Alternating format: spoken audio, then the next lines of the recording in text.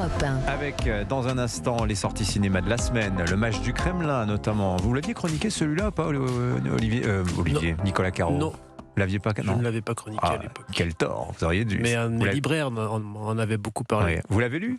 Je l'ai lu, j'adore. Ah, c'est formidable. On commence avec vous justement, Nicolas. Non, posez ce café. Le livre du jour. Ce matin, c'est un roman brillant. Dans beaucoup de sens du terme, on l'appelait Benny Diamond. C'est le titre aux éditions Les Léonides, signé Michael Dichter.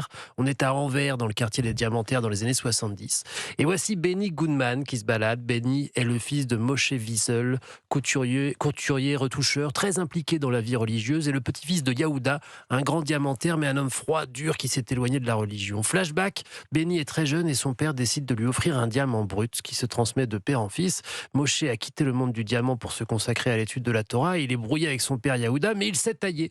Et il commence donc à tailler ce diamant avec toute la symbolique que ça implique devant son fils Benny et Bobby. Et soudain, schlac, le diamant explose sous les outils de Moshe et un fragment s'incruste sous l'œil de Benny. Oh là, c'est un signe ça.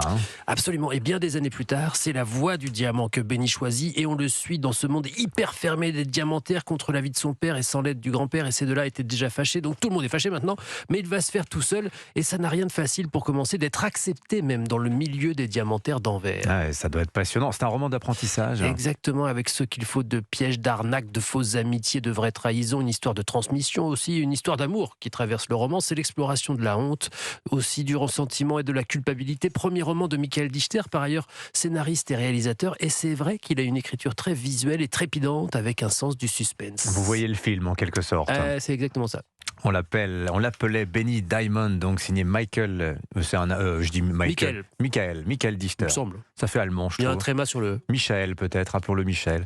Merci beaucoup, Nicolas Caro. Les sorties ciné de la semaine à présent. Laurie Choleva. Bonjour Laurie. Bonjour Dimitri, bonjour Anissa. Bonjour à tous. Vous nous parlez de l'adaptation du livre de Giuliano da Empoli, 30 ans de vie politique russe, et un grand film sur le pouvoir, réalisé par Olivier Assayas. Exactement, c'est le match du Kremlin avec Jude Law ou encore Paul Dano. Alors le film démarre en 2019 lorsque l'ancien conseiller de Poutine, réfugié dans sa datcha sous la neige, reçoit un journaliste américain auquel il se confie.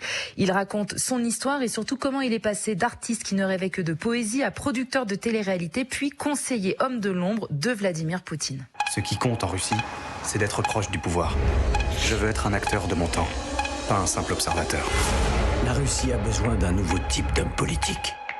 Vladimir Poutine. Ce qui m'intéresse, c'est le pouvoir. Un film passionnant qui utilise la voix off pour nous plonger dans l'ascension au pouvoir de Poutine. On pénètre dans les arcanes de la Russie post-Union soviétique jusqu'à la veille de l'invasion de l'Ukraine avec une ambition philosophique autour de la question du pouvoir. C'est vrai que le roman était dense, ça donne un film bavard mais fascinant. On n'a pas envie d'en rater une miette et puis surtout le duo Paul Dano, Jude Law est exceptionnel. Voilà le film de la semaine, donc Le Mage du Kremlin, l'adaptation du livre de Giuliano da Empoli par Olivier Assayas. Merci beaucoup Laurie Choleva, et vous êtes émission en direct des Alpes ce week-end, oui, si je ne m'abuse. Absolument, l'émission cinéma d'Europe 1